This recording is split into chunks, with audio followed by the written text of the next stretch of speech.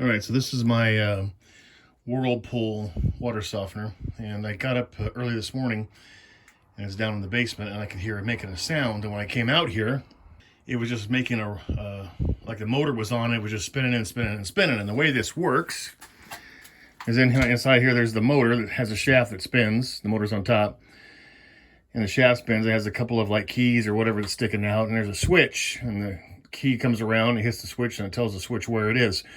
So when the timer says, hey, it's time to rotate to recharge, so it does its thing, the motor will spin. It hits the key hits the switch stops the motor, knowing where it is. When the timer's up on that, the motor comes on again, the motor spins, the shaft spins, the other key comes around, hits the switch, and stops it because it knows it's in its running normal zone.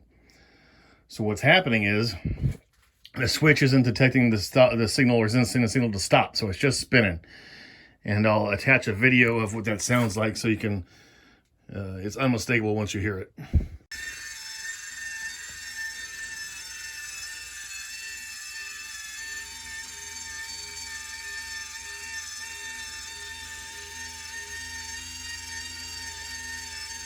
It's just going to keep on doing that spinning sound and saying service. It's not going to stop.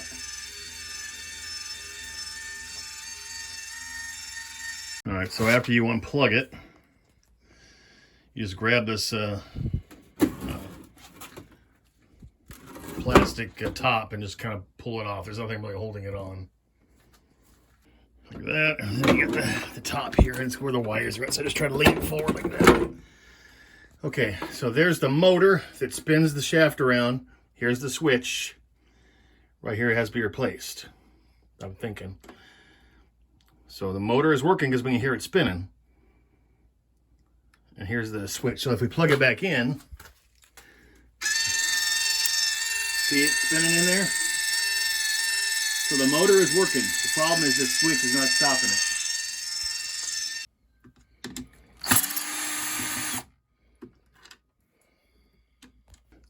So you take those two screws out of it and this lifts right up. You can see the gear there on the bottom. It spins the shaft there. I'm just gonna put that aside. Then we got to pull off these screws to get the rest of the way out. Get this plate off it.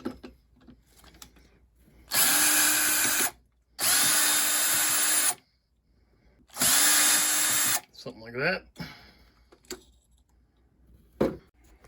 Then after you get those three screws out, you just pull this plate off.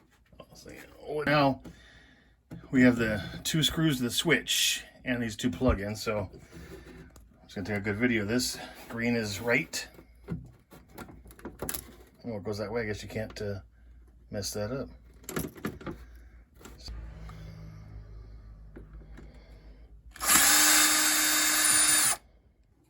Okay, here's the new switch. You can see it just switches on that end. And through the miracle of editing, even though it's been a few days since I've done this, this is almost instant, and it goes right here. Pushes up against. So once you get the screws in it,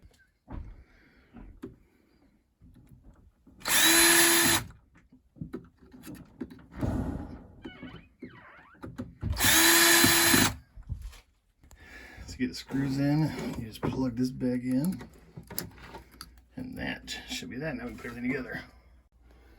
So this metal plate just goes back on here. Line the lead up like that.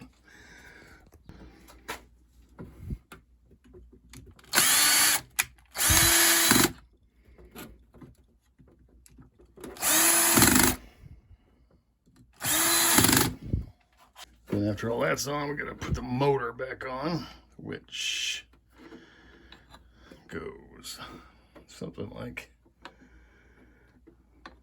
this.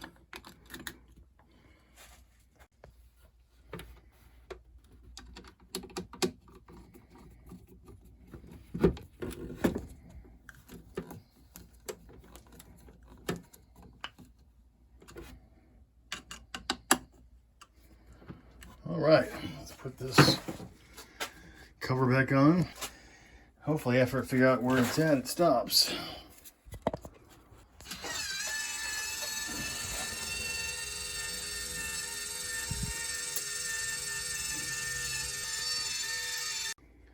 All right, it spun until it stopped.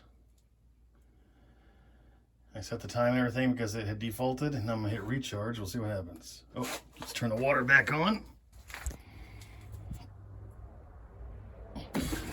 Okay, water on.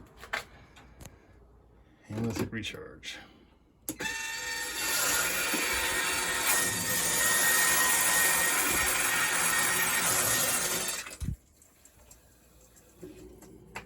Well, it sounds like it's doing something. It stopped spinning, so hopefully it's working. Salt level is still good.